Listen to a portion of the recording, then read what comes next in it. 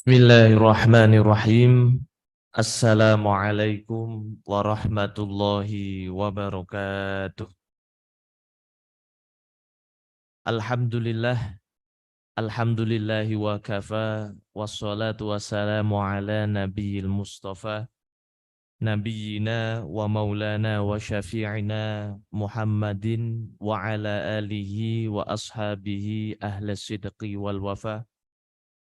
Qala Allah Ta'ala fi kitabihil karim, a'udzu billahi minasyaitonir rajim. Innal ladzina qalu rabbunallahu tsumma istaqamu fala khaufun 'alaihim wala hum yahzanun. Ulaika ashabul jannati khalidina fiha jazaa'an bima kanu ya'malun. Shadaqallahul azim. Yang kami hormati segenap pengurus NA beserta jajarannya. Yang kami hormati hadirin wal hadirat jamaah pengajian Karina hari Ahad di Masjid Al-Arqam yang insyaallah senantiasa dirahmati dan diridhai Allah Subhanahu wa taala. Pertama dan yang paling utama, tiada kata yang pantas kita ucapkan selain puji dan syukur kehadirat Allah Subhanahu wa taala atas segala nikmat, hidayah, taufik serta inayahnya sehingga kita bisa berkumpul di taman-taman surganya Allah tanpa suatu halangan apapun. Semoga dengan kesyukuran ini Allah Subhanahu wa taala tambahkan nikmat-nikmatnya kepada kita, baik yang zahir maupun yang batin, terutama nikmat iman dan nikmat Islam. Selanjutnya sholawat beriring salam semoga senantiasa tercurah limpahkan kepada uswah hasanah kita, suri tauladan kita, Nabi Agung Nabi Muhammad sallallahu alaihi wasallam yang syafaatnya senantiasa kita nantikan di yaumil qiyamah kelak, teriring doa semoga kita dan keluarga termasuk di dalamnya. Allahumma amin. Hadirin wal hadirat rahimakumullah. Salah satu perintah Allah Subhanahu wa taala yang agung di dalam Al-Qur'an adalah istiqamah. Dalam Quran surah Hud ayat 112 Allah Subhanahu wa taala berfirman, a'udzu billahi minasyaitonir rajim. Fastaqim kama umirta wa man taba ma'aka wala tatghaw. Yang artinya maka istiqamahlah di atas apa yang telah diperintahkan kepadamu dan bersama orang-orang yang bertaubat bersamamu, wala tatghaw, dan jangan engkau melampaui batas. Innallaha basirun bima ta'malun. Sesungguhnya Allah Subhanahu wa taala melihat apa yang engkau kerjakan. Maka perintah ini perintah Allah Subhanahu wa taala kepada Nabi sallallahu alaihi wasallam secara khusus, namun kepada seluruh umatnya untuk beristiqamah. Karena istiqamah ini menjadikan orang tersebut dicintai oleh Allah Subhanahu wa taala. Sebagaimana Aisyah radhiyallahu anha ketika bertanya, "Ya Rasulullah, ayyul amali ahabbu ilallah?" Amalan apa yang paling dicintai oleh Allah? Maka Rasulullah sallallahu alaihi wasallam menjawab, "Ahabbul a'mali ilallahi adwamuha wa in qalla." Amalan yang paling dicintai Allah adalah yang terus-menerus, walaupun amalan tersebut nampak kecil, nampak sederhana. Karena keistiqomahan itu menunjukkan kekuatan iman yang ada di hati orang tersebut. Menunjukkan bahwa orang tersebut imannya kokoh, imannya kuat. Karena istiqomah itu sendiri berasal dari bahasa Arab istaqoma yastaqimu, yang artinya lurus, tegak, tidak berbelok-belok. Menurut Kamus Besar Bahasa Indonesia, istiqomah adalah teguh akan pendirian dan konsekuen dengan pendiriannya. Menurut istilah istiqomah adalah sikap berpegang teguh akan keimanan dan ketakwaan, walaupun sekalipun banyak godaan, rintangan yang menghalanginya. Maka orang yang istiqomah bisa diibaratkan seperti batu karang yang kokoh, walaupun diterpa oleh ombak dari berbagai arah, namun dia tidak bergeser ataupun goyah sedikit pun. Maka orang-orang yang istiqomah dimuliakan oleh Allah Subhanahu wa taala dengan diberikan janji, pertama, tidak akan memiliki rasa takut menghadapi kehidupan di dunia yang penuh dengan ketidakpastian. Kemudian di akhirat juga sama. Allah jamin mereka akan hidup dalam ketenangan, tidak ada rasa takut, tidak ada rasa sedih. Sebagaimana dalam Quran surah Al-Ahqaf ayat yang ke-13 dan 14. Allah berfirman, A'udzubillahi minasyaitonirrajim. Innal ladzina qalu rabbunallah tsumastaqamu. Sesungguhnya orang-orang yang beristiqamah mengatakan Allah adalah Rabb kami, Tuhan kami, tsumastaqamu, kemudian beristiqamah. Ibnu Abbas radhiyallahu anhu menafsirkan tsumastaqamu di sini adalah istaqamu ala adai faraid, yaitu istiqamah dalam menjalankan kewajiban-kewajiban yang telah Allah Subhanahu wa taala syariatkan. Fala khaufun alaihim walahum yahzanun. Tidak ada rasa takut bagi mereka. Wala yahzanun, tidak ada rasa sedih bagi mereka dalam mengarungi kehidupan di dunia apalagi di akhirat. Kemudian ditambahkan ulaika ashabul jannati khalidina fiha. Mereka itu adalah para penghuni surga, kekal di dalamnya, jazaa'an bima kanu ya'malun. Kemudian semua itu adalah balasan atas apa yang telah mereka lakukan. Hadirin wal hadirat rahimakumullah. Kemudian di Quran surah Fussilat ayat 30 juga Allah menegaskan, A'udzubillahi minasyaitonirrajim. Innal ladzina qalu rabbunallahu tsumastaqamu tatanazzalu 'alaihimul malaikah. Yaitu orang-orang yang mengatakan Allah ada Rabb kami, kemudian istiqamah dalam melaksanakan syariat-syariat Allah, tatanazzalu 'alaihimul malaikah, akan turun para malaikat menaungi, melindungi, membantu. Kemudian Allah takhafu, mengatakan kepada mereka, orang-orang istiqomah mengatakan, para malaikat mengatakan kepada orang-orang istiqomah, Allah takhafu, janganlah engkau takut, wala tahzanu, janganlah engkau itu bersedih, wa absyiru bil jannah, dan bergembiralah dengan surga alladzi kuntum tu'adun, yang telah dijanjikan kepada kalian. Hadirin wal hadirat rahimakumullah. Maka saking Allah Subhanahu wa taala memuliakan orang-orang yang istiqomah, disebutkan oleh Imam Ibnu Taimiyah, inna a'dhamal karomah luzumul istiqomah. Sesungguhnya karomah yang paling agung adalah istiqomah. Bukan sekedar bisa terbang, bukan sekedar bisa berjalan di atas air. Namun istiqomah yang paling agung adalah ketika seseorang bisa istiqomah dalam kebaikan. Bahkan dikatakan oleh ulama yang lain, al-istiqomatu khairum min alfi karomah. Istiqomah itu jauh lebih baik daripada 1000 karomah. Maka orang-orang yang memiliki keistiqomahan, dia jauh lebih mulia, lebih baik dari seorang wali yang hanya memiliki 1 karomah. Karena Allah menginginkan kita ini untuk bisa istiqomah, dan istiqomah merupakan ibadah yang agung pahalanya, agung balasannya, agung surga. Maka Allah pun memudahkan kita dengan membuat syariatnya menyesuaikan dengan porsinya. La yukallifullahu nafsan illa wus'aha. Tidaklah Allah membebani seseorang kecuali sesuai dengan kemampuannya. Maka kita lihat di dalam syariat-syariat Allah, ada yang Allah Subhanahu wa taala syariatkan setiap hari, ada yang setiap minggu, ada yang setiap bulan, ada yang setiap tahun, bahkan ada yang setahun sekali. Kita lihat sholat 5 waktu diwajibkan setiap hari. Kemudian sholat Jumat Allah wajibkan hanya sebulan sekali. Mohon maaf, seminggu sekali.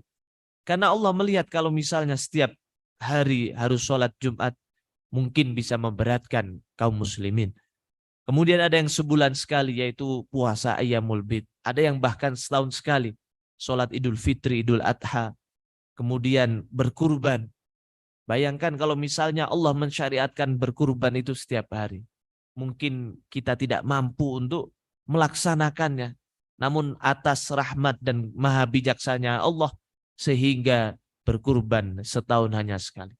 Kalaupun kita mampu dengan harta kita setiap hari, namun mampukah kita memakan daging tersebut setiap harinya? Kita saja yang sudah beberapa hari melewati Idul Adha, mungkin daging masih banyak di kulkas. Ya. Kalaupun kita mampu memakannya, mungkin kesehatan kita tidak mampu. Bisa jadi kolesterol, darah tinggi, asam urat, dan lain sebagainya.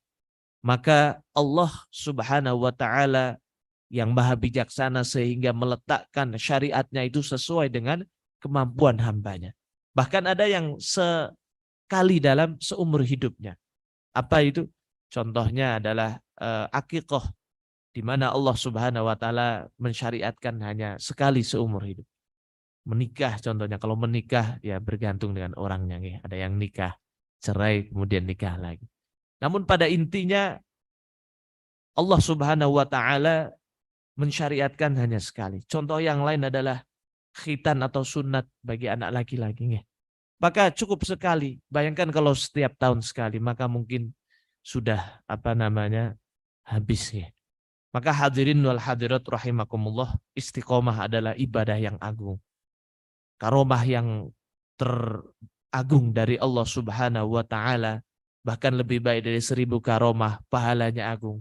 Namun tentunya tidak mudah, karena orang yang mau istiqomah dalam kebaikan, godaannya banyak, tantangannya berat. Syaitan akan menipu daya dari berbagai arah. Dalam suatu hadis Nabi Shallallahu Alaihi Wasallam bersabda dari Ibnu Mas'ud radhiyallahu anhu, Rasul Shallallahu Alaihi Wasallam bersabda, khottolana Rasulullah Shallallahu Alaihi Wasallam khotton biyadihi. Suatu ketika Nabi Shallallahu Alaihi Wasallam menggariskan, membuat garis bagi kita dengan tangannya satu garis. Tsumma qala hadza sabilullah. Ini yang garis satu ini adalah jalannya Allah Subhanahu wa Ta'ala. Jalan menuju Allah Subhanahu wa Ta'ala. Tsumma khotta khututon. Kemudian menggambar lagi beberapa garis, bahkan banyak garis, an yaminihi wa an shimalihi. Di sebelah kiri dan sebelah kanannya dibuat banyak garis. Bahkan ada yang bengkok-bengkok, ada yang melenceng. Kemudian mengatakan wahadhihi subul, dan ini adalah jalan-jalan yang lain. Wa ala kulli sabilin minha syaiton yad'una ilaih. Dan setiap jalan di samping-samping ini yang banyak ini di dalamnya ada syaitan yang senantiasa menarik manusia untuk masuk ke dalam jalan tersebut, jalan yang tidak lurus. Tsumma qara'a, kemudian membaca salah satu firman Allah, yaitu Quran surah Al-An'am ayat 153. Wa anna hadza sirati mustaqiman fattabi'uh. Dan sesungguhnya ini satu-satunya jalan yang lurus, fattabi'uh, ikutilah. Wala tattabi'us subul fatafarraqu bikum an dinih. Dan janganlah engkau mengikuti banyak jalan. Maksudnya jalan-jalan yang di samping tadi yang tidak benar. Fatafarraqu bikum an sabilih, maka engkau akan tercerai-berai dari jalan Allah Subhanahu wa Ta'ala. Hadis riwayat Ahmad. Maka kita lihat ternyata untuk melakukan kebaikan itu godaannya banyak, berat. Sehingga tidak heran kalau dalam melakukan kebaikan kita seringkali tidak kecanduan. Namun kalau nonton drama Korea, nonton sinetron atau hal-hal yang melalaikan, biasanya mudah buat kita untuk candu di dalamnya. Namun kalau misalnya dalam kebaikan, jarang kita melihat orang candu. Pernahkah kita melihat orang candu baca Al-Quran? Kemana-mana baca Al-Quran. Kalau tidak baca Al-Quran itu pusing. Maka ini mungkin wali Allah. Pernahkah melihat orang candu untuk sholat, sehingga selalu sholat tepat waktu, sholat sunnah? Pernahkah kita melihat candu orang itu bersedekah? Tentu sangat jarang. Karena setan itu selalu akan menggagalkan niat orang yang berbuat baik tadi. Maka istiqomah itu berat. Karena tantangannya berat. Bahkan kalau kita mau klasifikasikan tantangan orang istiqomah ada dua. Yang pertama adalah syubhat, yang kedua adalah syahwat. Syubhat adalah hal-hal yang antara halal dan haram. Ya, setan senang karena dalam hadis disebutkan, hadis riwayat Ahmad, Nabi SAW bersabda, Inna syaitona qad ayisa ayya'buda bi ardikum hadhihi. Yang artinya sesungguhnya syaitan itu telah putus asa untuk menjadikan manusia menyembah mereka di dunia ini. Kemudian apa? Walakinna qad radhiya minkum bima tahqirun. Akan tetapi sesungguhnya syaitan itu senang atau condong untuk menipu daya manusia terhadap hal-hal yang tidak sia-sia atau tidak berpahala, bahkan kepada hal-hal yang bermaksiat. Maka jelas kita disibukkan dengan hal-hal yang tidak mendatangkan pahala, yang melalaikan, sehingga walaupun kita tidak menyembah setan, namun pahala kita sedikit jauh dari istiqomah, sehingga semakin baterai kita ini lowbat, karena iman ini kan harus dicas dengan amal soleh, baik yang wajib ataupun yang sunnah. Syukur-syukur yang sunnah juga kita jaga, sehingga semakin baterainya semakin kuat, semakin istiqomah. Sebaliknya kalau kita tersibukkan dengan hal-hal yang sia-sia, maka semakin lemah baterainya, keimanan semakin menipis, kemudian habis, waliyadu billah. Kemudian yang kedua adalah syahwat. Syahwat kepada lawan jenis, syahwat kepada harta, syahwat kepada jabatan, syahwat kepada politik. Sehingga kita akan fokus menghalalkan segala cara untuk mendapatkan hal tersebut.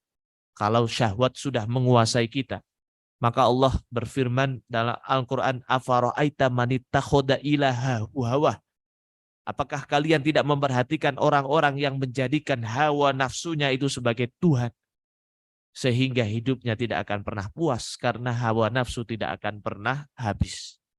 Dalam hadis Nabi SAW menjawab bersabda, Lau anna ibni Adam u'tiya wadiyan mala'an min dhahabin. Andaikan anak Adam diberi satu lembah yang berisi penuh dengan emas, la'an yakuna ahabba thaniyan.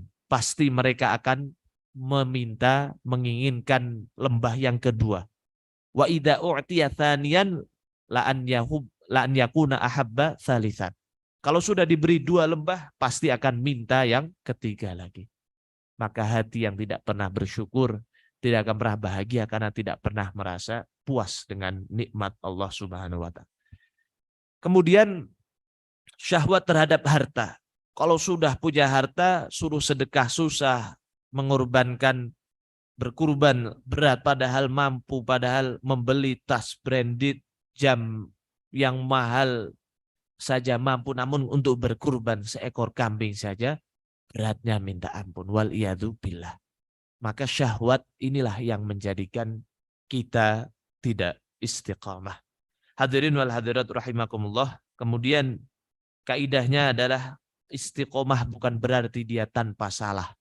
Istiqamah adalah walaupun berbuat salah, namun berbuat salahnya tidak disengaja, tidak karena niat di awal, dan juga bila dia telah gelincir kepada sebuah salah, dia akan cepat-cepat untuk kembali lagi bertaubat, kembali lagi beristighfar. Sebagaimana dalam Al-Quran Allah Subhanahu wa ta'ala berfirman dalam Quran surah Fussilat ayat yang ke-6. A'udzubillahi minasyaitonirrajim. Qul innama ana basyarukum mithlukum yuha ilayya annama ilahu wahidun fastaqimu ilaihi wastaghfiruh.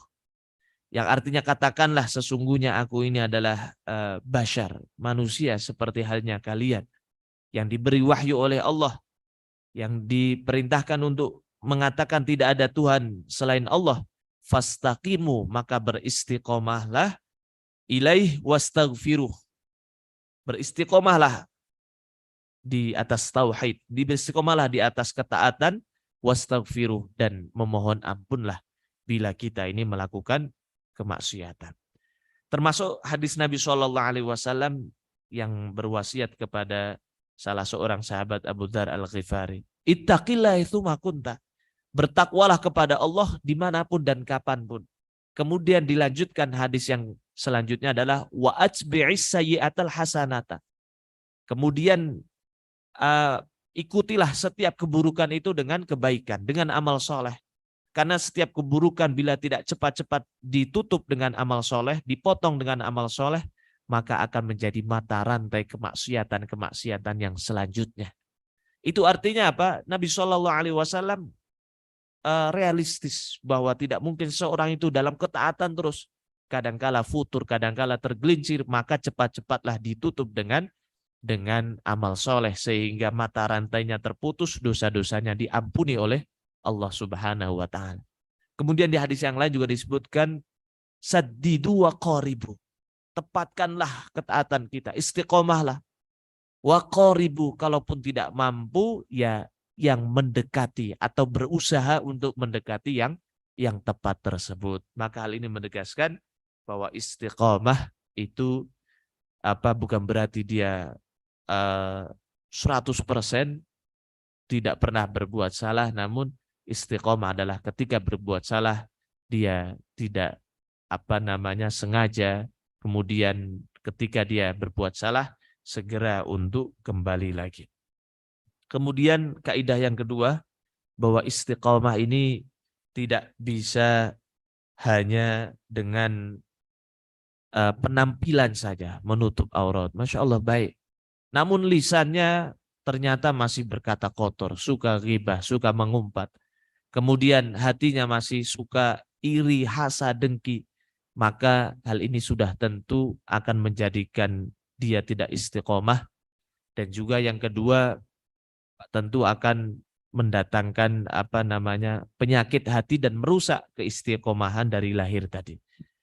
Maka istiqomah itu harus istiqomah hati, istiqomah lisan, dan juga istiqomah penampilan atau lahir.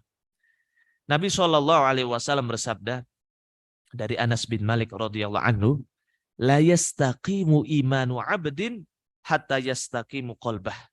Yang artinya tidak mungkin seseorang atau keimanan seseorang itu bisa istiqomah kecuali dia istiqomah hatinya. Hatinya juga betul-betul terus berada di jalan Allah Subhanahu wa Ta'ala, di atas tauhid, di atas ketaatan, ketakwaan.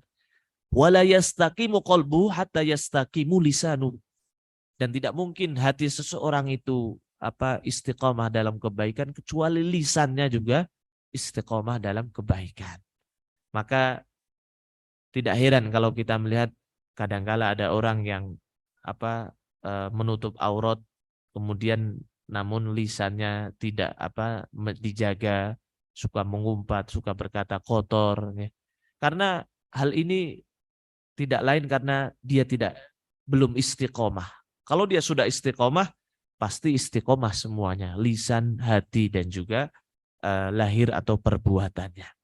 Terlebih di zaman gadget, sosial media, berapa banyak tontonan-tontonan yang mempengaruhi akhlak dari para remaja, dengan kata-katanya, dengan perbuatannya, waliyadzubillah, sudah seakan-akan menjadi hal yang biasa. Maka mari kita sama-sama pelajari hal-hal yang menjadikan seseorang itu sulit istiqomah, sehingga sulit memiliki kebiasaan yang baik. Sedangkan Nabi SAW bersabda, man asya ala syai'in mata ala dzalik. Barang siapa yang hidup dengan suatu kebiasaan, maka orang tersebut akan meninggal dalam keadaan kebiasaan tadi. Kalau kebiasaannya baik, insya Allah meninggalnya pun akan baik, husnul khatimah. Sebaliknya kalau misalnya tidak pernah memiliki kebiasaan yang baik, malah sebaliknya memiliki kebiasaan yang buruk, mata ala dzalik, maka akan meninggal dalam keadaan yang buruk pula. Wal iyadu billah, su'ul khatimah. Wa man mata ala syai'in yub'atsu ala dzalik. Dan barang siapa yang meninggal dalam keadaan tersebut, maka dia pun akan dibangkitkan kelak di padang mahsyar di hari kiamat oleh Allah Subhanahu wa taala dalam keadaan tersebut. Artinya kalau seseorang meninggal dalam keadaan husnul khatimah, insya Allah akan dibangkitkan oleh Allah dalam keadaan yang baik, yang mulia, yang tinggi derajatnya, dan lain sebagainya.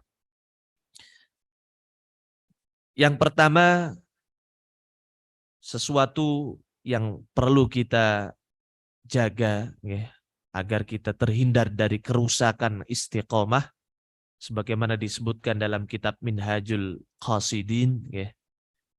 Seorang ulama mengatakan la yatimul ma'ruf illa bithalathin.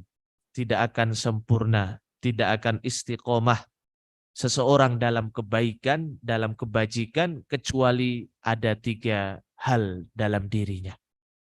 Apa itu? Yang pertama adalah bitas ghirihi, yaitu merasa amal kita ini masih sedikit, merasa amal kita itu masih kecil, sehingga kita tidak mudah bosan, tidak pernah merasa puas dengan amal kita. Dalam hadis Nabi Shallallahu Alaihi Wasallam bersabda, al-mu'minu al-qawiyyu ahabbu wa khairun, ahabbu ilallah wa khairun minal mu'min al-dhaif. Seorang mukmin yang kuat, ya, bukan hanya kuat ototnya, namun kuat akidahnya, kuat amalnya, kuat akhlaknya, lebih dicintai dan lebih baik dari orang mukmin yang lemah. Kemudian apa disebutkan? Ikhris ala ma yanfa'uka. Tamaklah kepada apa-apa yang bermanfaat bagi kalian. Kita harus tamak. Jangan merasa puas, jangan merasa kenyang, jangan merasa cukup. Ala ma yanfa'uka, dengan apa-apa yang bermanfaat bagi kita, terutama bermanfaat di akhirat kelak. Kemudian apa? Wasta'in billah wala ta'jaz, dan mintalah tolong kepada Allah dan janganlah menjadi lemah. Maka kalau dalam urusan akhirat jangan pernah merasa puas. Kalau dalam urusan dunia kita harus senantiasa merasa qanaah, merasa puas, merasa cukup, justru akan semakin bertambah. Kalau dalam urusan akhirat justru kita harus merasa kurang. Karena kalau kita merasa amal saya sudah banyak, otomatis akan mulai jadi malas. Malas sekali akan menimbulkan malas-malas yang selanjutnya.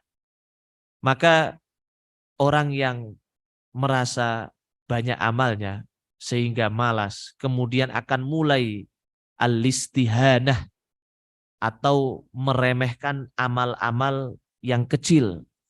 Lah paling amalannya, pahalanya sedikit, sehingga dia akan meninggalkan amal tersebut.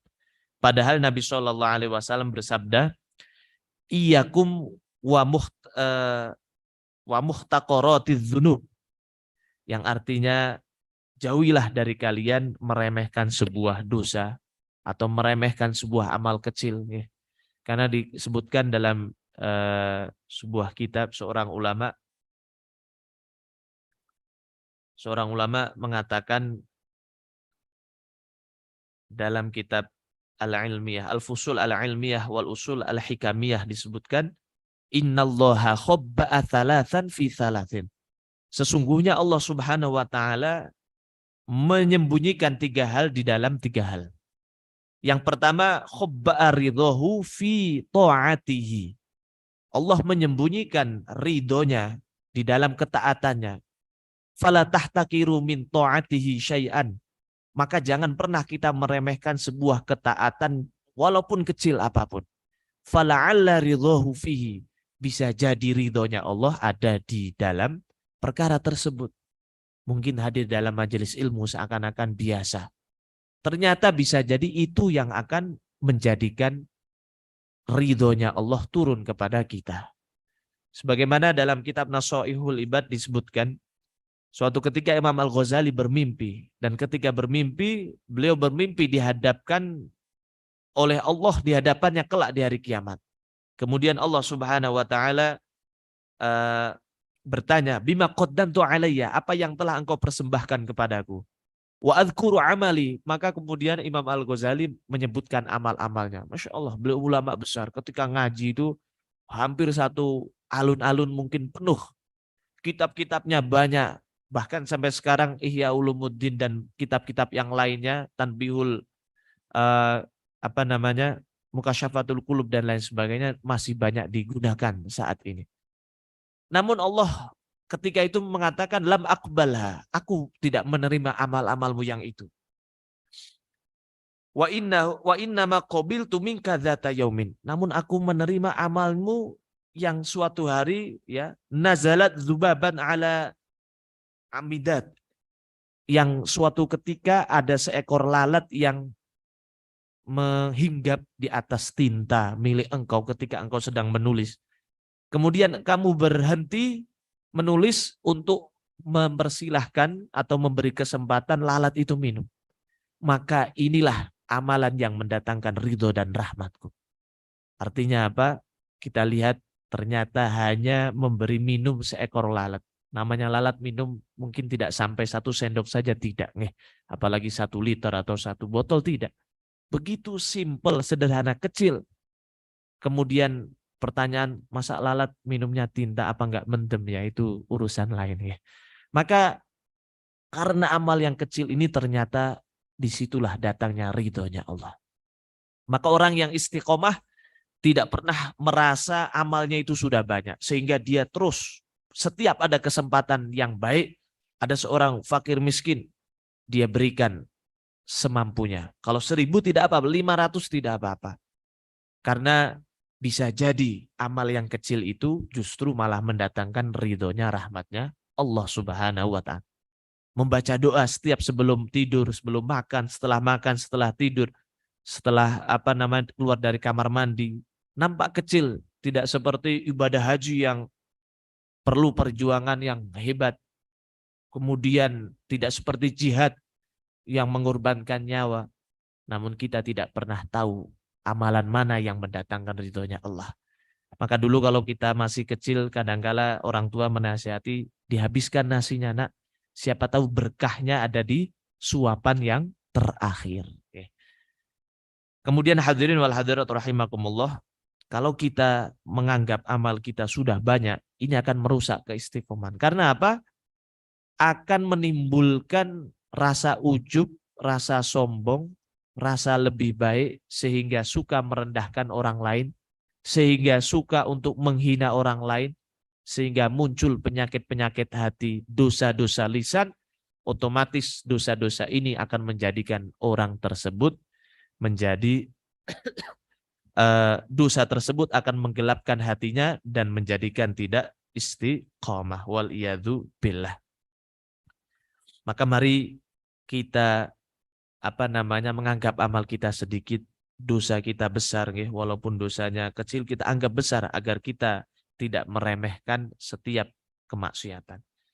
Kemudian dalam kitab tadi disebutkan, yang kedua yang Allah sembunyikan adalah wa khobba suhtahu fi ma'siyatihi. Allah menyembunyikan murkanya di setiap kemaksiatan. Fala tahtakiru min ma'siyati syai'an fala'alla suhtahu fihi.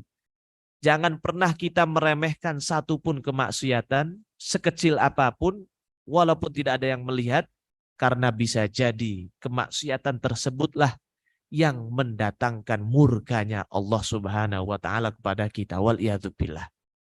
Kita lihat hadis mengenai orang yang pertama kali masuk neraka bukanlah orang ahli maksiat. Dia adalah orang yang syahid di jalan Allah, berperang. Orang yang hafal Al-Quran, orang yang diberi ilmu, diajarkan kepada orang yang banyak. Orang yang diberikan harta, dibelanjakan di jalan Allah. Namun ternyata karena niat saja, karena tidak karena Allah, ada niat lain, yaitu apa? Ingin dipuji, ingin diberikan gelar pahlawan, diberikan dermawan, diberikan orang alim ulama yang cerdas. Ternyata karena niat yang salah sehingga menjadikan mereka justru masuk ke dalam neraka pertama kali. Wal iyadu billah. Kemudian yang kedua, yang merusak dari keimanan kita adalah at-taswif, yaitu menunda-nunda. Karena amal tidak akan pernah sempurna, tidak akan istiqomah illa bita'jilihi, kecuali dengan menyegerakan amal tersebut. Karena di dalam Al-Quran tegas banyak sekali firman Allah Subhanahu wa taala yang memerintahkan kita untuk bersegera dalam kebaikan. Contoh, a'udzubillahi minasyaitonirrajim wasari'u ila maghfiratin mir rabbikum. Bersegeralah kalian untuk menggapai ampunan dari Allah Subhanahu wa taala. Fastabiqul khairat. Berlomba-lombalah dalam kebaikan. Kemudian di dalam Quran surah Al-Anbiya ayat 90 juga Allah mengisahkan sifat-sifat para nabi adalah innahum kanu yusari'una fil khairat.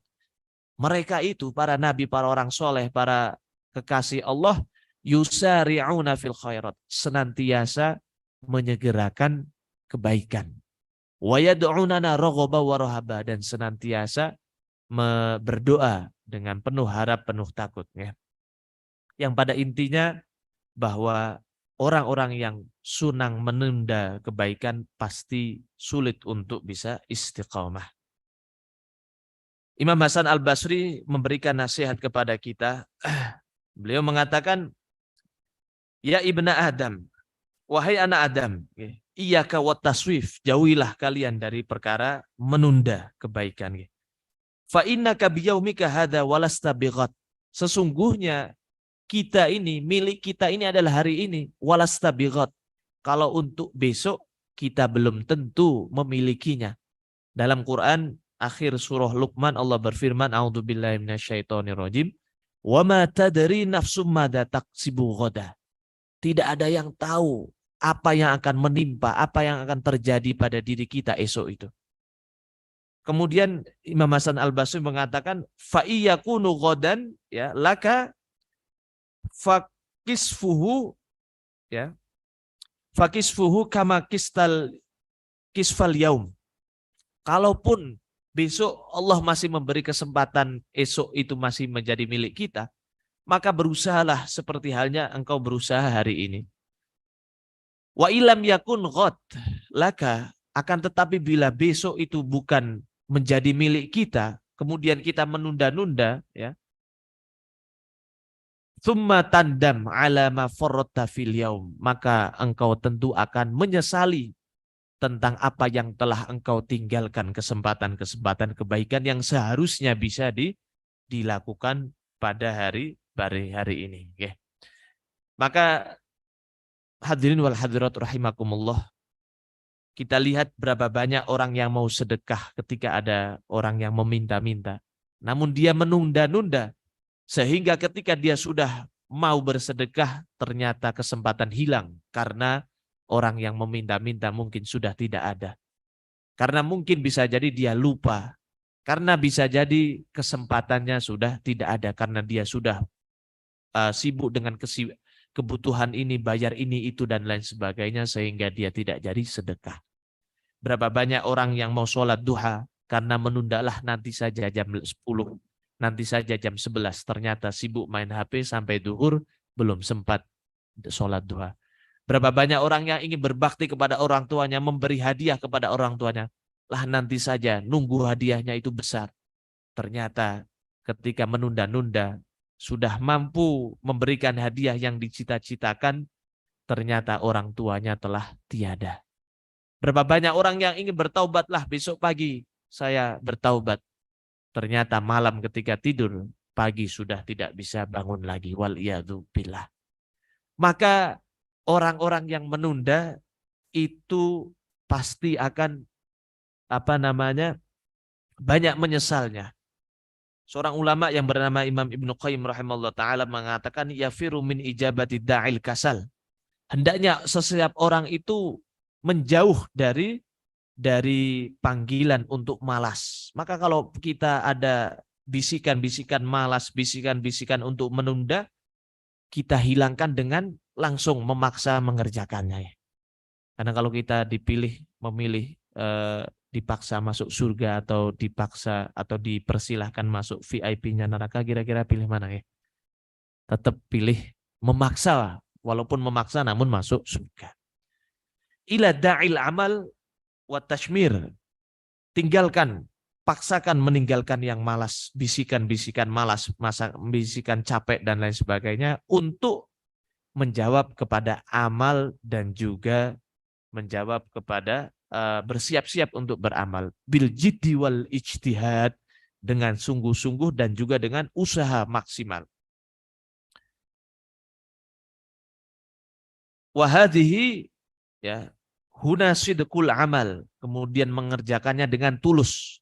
Wa ikhlasuhu min thawabil futur, karena dengan ikhlas itu akan menghilangkan masa-masa futur atau malas. Wa itwabun taswif wa tahabun, karena kalau kita memaksakan tadi akan menghilangkan, membersihkan dari menunda-menunda dan juga meremehkan amal. Watamrot wahadihi syajaratu at-taswif. Maka taswif ini, menunda-nunda ini diibaratkan seperti pohon. Watamruha al-khusron wan nadamat.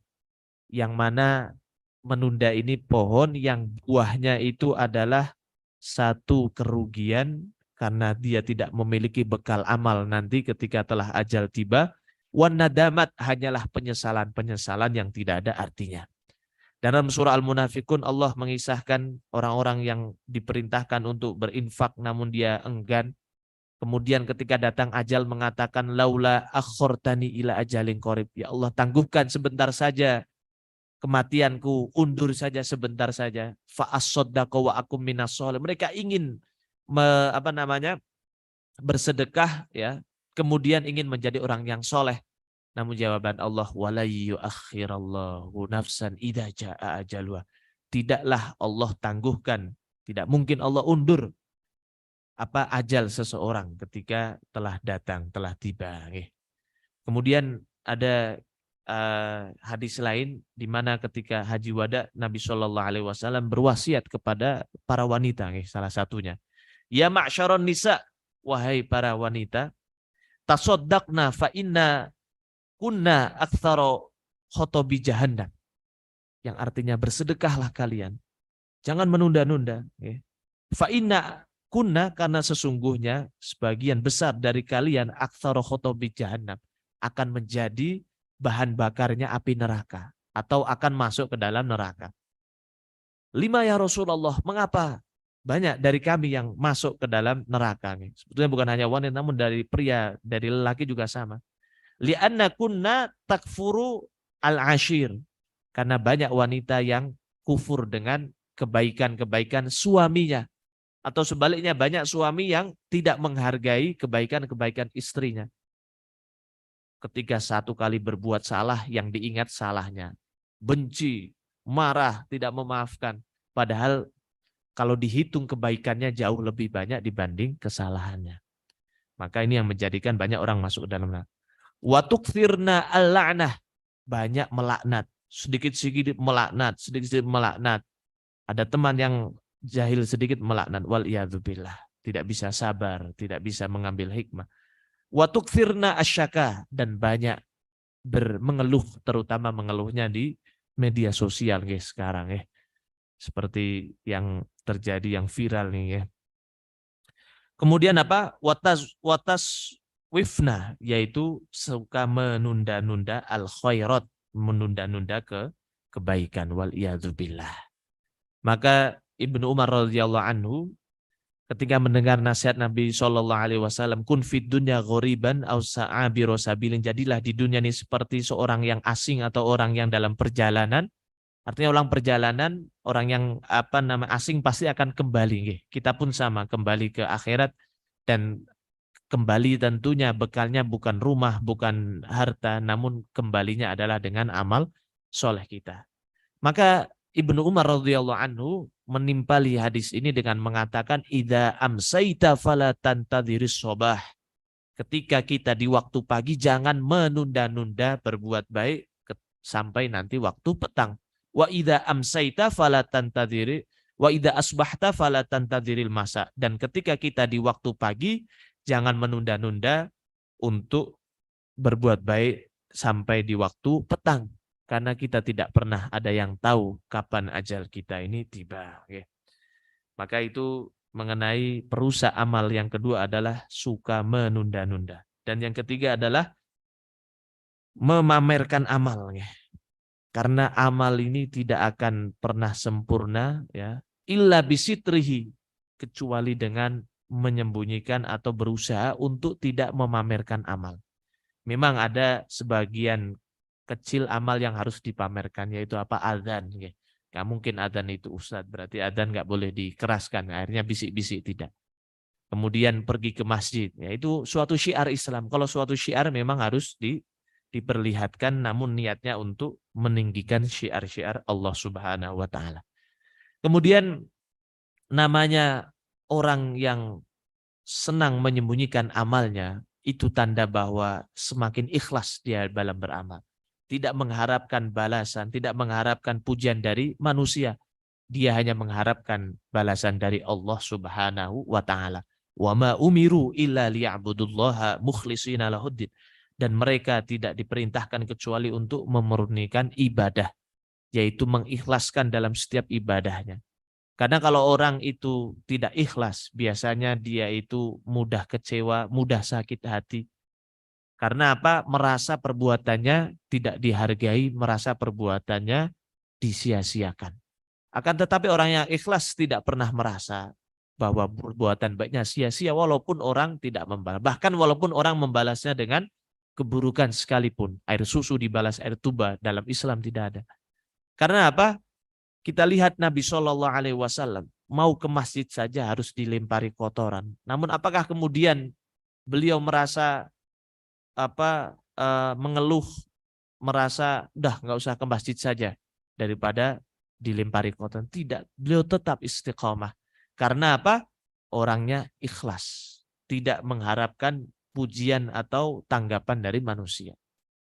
Kemudian kita lihat lagi ya, bahwa orang-orang yang ikhlas ini dia akan senantiasa menjadikan amal yang kecil itu menjadi besar. Karena apa? Semakin ikhlas tentunya akan semakin diridhoi, dirahmati oleh Allah Subhanahu wa Ta'ala. Kemudian terakhir perusak dari istiqomah adalah al-jalis asu, atau teman yang buruk atau teman yang tidak baik. Karena Nabi Shallallahu Alaihi Wasallam mengibaratkan mathalul jalis asu, seorang teman yang tidak baik akhlaknya diibaratkan seperti kanafikhir kir, ya, seorang pembuat pandai besi, pembuat besi atau pembuat pedang. Kalau kita tidak terbakar, ya, karena terlalu dekat, ya kita akan terkena bau yang tidak sedap, yang tidak enak. Itu artinya bahwa setiap keburukan pasti akan menular. Su'ul khuluqi yu'di. Akhlak yang buruk itu pasti akan menular. Maka hendaknya kita ini berhati-hati dalam bergaul. Kalau menyapa, semuanya kita sapa. Namun dalam kita bersahabat, dalam kita saling bertukar pendapat, tukar pikiran, hendaknya cari-cari orang-orang yang soleh atau yang solihah, sehingga kita ini terkena kebaikannya, terikut-ikut dengan kebaikannya. Kalau kita melihat salah satu kisah paman Nabi Shallallahu Alaihi Wasallam, Abu Thalib, ketika akan meninggal, Nabi Shallallahu Alaihi Wasallam berkata, ya ammi, wahai pamanku, kulli la ilaha illallah, kul la ilaha illallah, katakanlah la ilaha illallah, kalimatan, ya, uhajjulaka indallah, sebuah kalimat yang aku mampu nanti untuk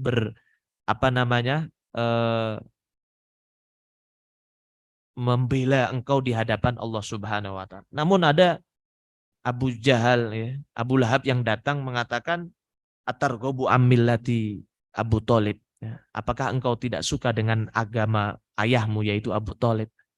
Maka akhirnya Abdul Muthalib, ya, apakah engkau tidak suka dengan agamanya Abdul Muthalib? Maka akhirnya Abu Thalib pun belum sempat untuk mengucapkan la ilaha illallah. Maka ini 4 hal yang harus kita perhatikan. Yang pertama, jangan kita menganggap amal kita sudah banyak, jangan menganggap amal kita sudah besar, maka akan menjadikan kita tidak istiqomah. Kemudian kedua, Jangan senang menunda-nunda, karena menunda-nunda ini akan menjadikan kita tidak istiqomah. Yang keempat, jangan memamerkan amal-amal kita. Yang ketiga, jangan memamerkan amal, namun kita ikhlas niat lillahi ta'ala. Kalaupun ada yang melihat, itu bukan atas niatan kita. Kemudian yang keempat adalah al-jalis asu, yaitu teman duduk yang sahabat yang tidak baik. Karena cepat atau lambat, pasti sahabat yang baik, yang buruk, sahabat yang buruk pasti akan mempengaruhi akhlak kita. Bahkan Nabi SAW bersabda, al-mar'u ala dini khalilihi.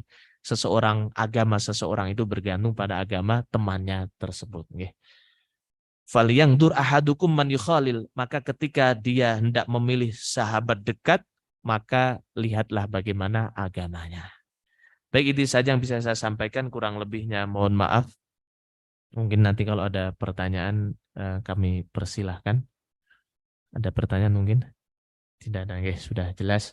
Semoga kita bisa istiqomah dan kita bisa mengamalkan apa yang telah kita kaji dengan menghindari perkara-perkara yang merusak keistiqomahan kita, sehingga kita mampu mendapatkan kemuliaan yang lebih mulia dari 1000 karomah, yaitu istiqomah. Baik, ini yang bisa kami sampaikan, kurang lebihnya mohon maaf. Wabillahi taufik wal hidayah. Dan mari kita tutup dengan doa hamdalah dan kifaratul majlis. Alhamdulillahirabbil alamin. Subhanakallahumma wa bihamdika asyhadu an la ilaha illa anta astaghfiruka wa atubu ilaih.